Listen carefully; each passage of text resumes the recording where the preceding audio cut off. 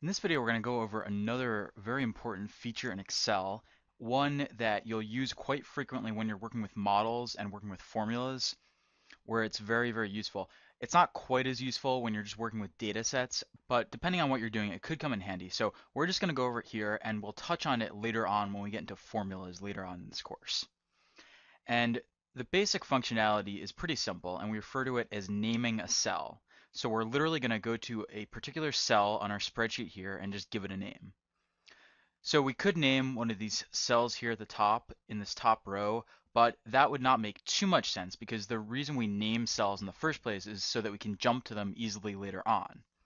And it's obviously very easy to jump to something at the top of the screen like this because we can just press the control arrow keys to do that. So it's not too useful to name something at the top. So typically we use this for naming something in the middle of the spreadsheet or further down, something that we need to jump to periodically, but which is not at the top or bottom.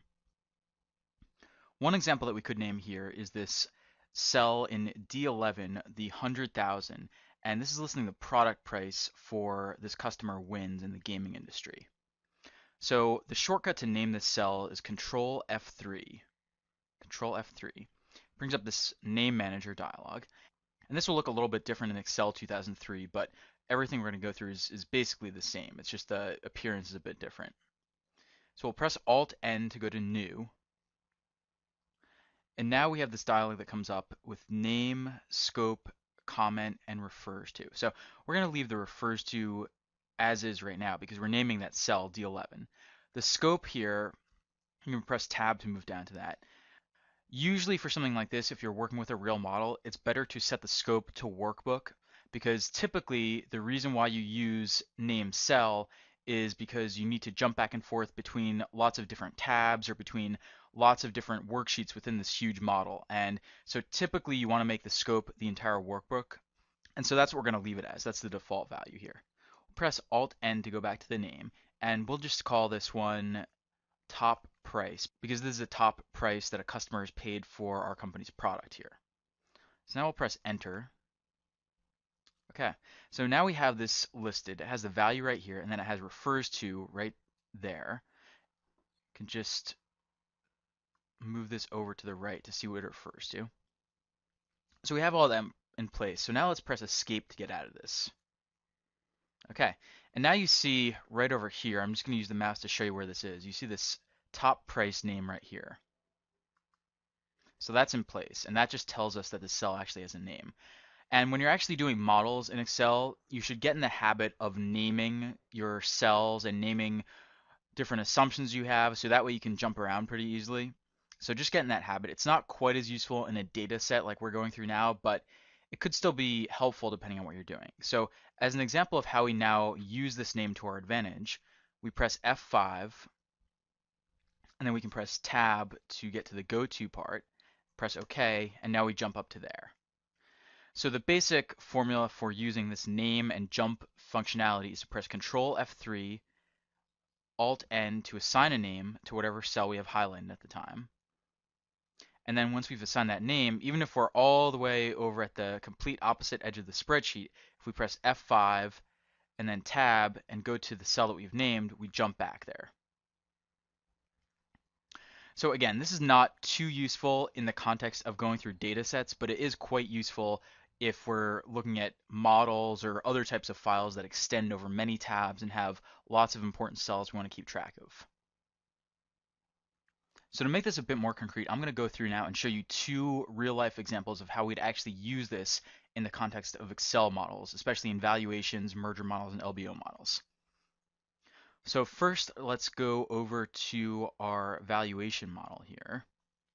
And here we are in the WACC tab where we've done the calculation for weighted average cost of capital. So one thing that we could do here that would be really helpful is if we actually went in and named this cell that has the WACC calculation in it. And this just makes it easy because if we want to change this later on or if the capital structure changes, then we can always jump back to this pretty easily. So we'll press Control F3 here, go to New, and then we'll just call this WACC, and we'll make the scope the workbook because we don't want it to work just in this WACC tab. That would be rather useless. We want it to work across this entire workbook, across our entire valuation workbook here. Press OK. Okay, So now when we go through our DCF, for example, let's say we're over here looking at our assumptions and we have a question about why this whack is what it is. Well, if we press F5 and then go to jump to whack, it's easy to get back to it. We can get to it in fewer keystrokes than we could if we just use control page up, control page down, and then try to navigate our way to it with the arrow keys. So it's a much faster way to jump around. And let's say even if we're looking at our evaluation summary here, we could still press F5 and instantly jump to whack. So it's a really, really fast and efficient way to navigate, especially when you have many tabs like we do here. And in banking, when you're actually working, you'll get models with 20 or 30 tabs in them. And it's really essential to name your cells, to jump around, and to do that just so you can get around quickly and modify key assumptions quickly without having to press control page up, control page down, and then the arrow keys to jump through lots of information.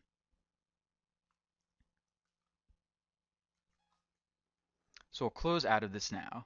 And then another quick example where we use this name functionality quite a bit is with an LBO model, which I'll jump to. And here, the issue is that with an LBO model, it often extends down quite far on the page. So by the time you get to the bottom and you're looking at the debt schedule, you're looking at the interest expense, and then the IRR calculation, sometimes you've lost track of what some of the original assumptions were at the top. So what we might do in this case is go to our purchase price and press Control F3 right here, and then we can just name this purchase price. Again, we want to make the scope the workbook. In this model, we only have one worksheet, but it's still a good practice just to make the scope the workbook, because that way if we decide to add tabs or make this a more complex model, the one here is very simple. So if we decide to make it more complex, it would work across all the different tabs we have. And it's also good because you only want to have these constants like the purchase price defined in one place. So naming cells like this and keeping all your constants defined in one place really helps you out with just navigating and making changes quickly and very efficiently. So press OK and then escape to get out of this.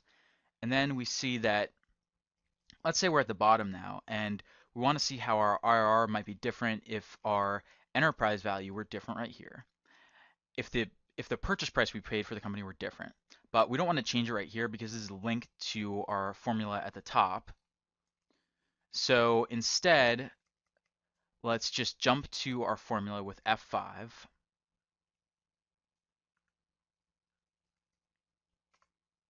Go up to the purchase price, and now we could go and change this to 1200, let's say. And we can actually now jump to the bottom as well, because anytime we jump from a cell, Excel keeps track of it. So that's a very useful feature that you can just jump back and forth like this so quickly. Jump back to the bottom.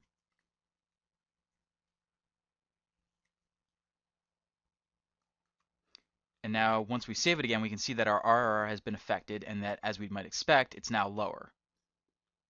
So this is just something useful to keep in mind. And again, it's not as useful when we're just working with data sets, but when we're actually working with models, and especially extended models across many tabs and workbooks and worksheets, then this name functionality is really, really helpful and a huge time saver. Another thing that we might do is highlight formulas and constants within a worksheet. And to do that, we take the same approach. We press F5, then we press Alt-S to go to Special, and then here you see a couple different options on this go to special. We can highlight all the constants on the page. We'll get rid of text by pressing Alt X because we just want to see the numbers, the logicals, and the errors here. And so this highlights all the constants. And as you might expect, our assumptions are all highlighted. Our transaction assumptions, operating assumptions are all highlighted. And so these are all highlighted now. So it just makes it very easy to glance at this and tell what's a constant and what's a formula. Then similarly, if we wanted to highlight just formulas, we could go to F5, Alt-S, F, X to unhighlight the text. And now we see that everything with a formula on this page has been highlighted. And again, everything we just went through is more useful in the context of real models. It's not quite as helpful with data sets as we're going through now, but it's something to keep in mind. And when we get to formulas later on, we'll go through more examples of how you might use it. So let's close out of this by pressing Control F4. Just save the changes and go back here now. Okay, so for your exercise now to practice some of these functions, here's what I want you to do. I want you to go to the very bottom right cell in this area and name it, and call it bottom right. And then once you have it named, I want you to go to the bottom edge of the actual worksheet right down here, and then hit F5, and then go to the cell that you named. So name the cell all the way at the bottom right of this area, name it, then jump to the very bottom of the worksheet, and then jump back by using the goto command. So pause the video right now, see if you can do that, and then once you figure it out, or if you get stuck, unpause this, and then this time I'll walk you through it more slowly and give you the shortcuts for how to do it.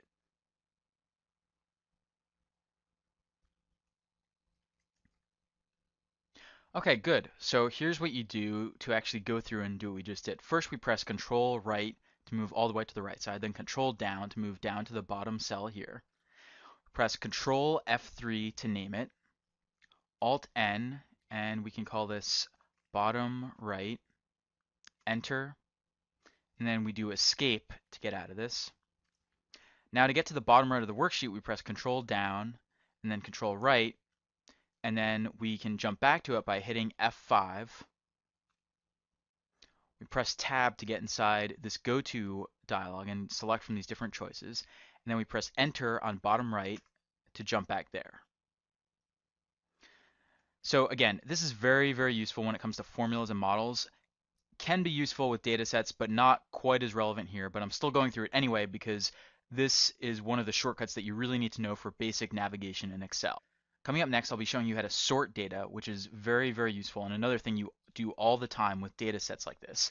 And then after that, we'll be getting into the formatting. So how you actually make this look pretty, how you fix the alignment, how you choose colors, how you align numbers and pick the right number of decimal places and everything like that. Which again is something you do all the time as an analyst. So it's really, really important to have a good grasp of all those shortcuts.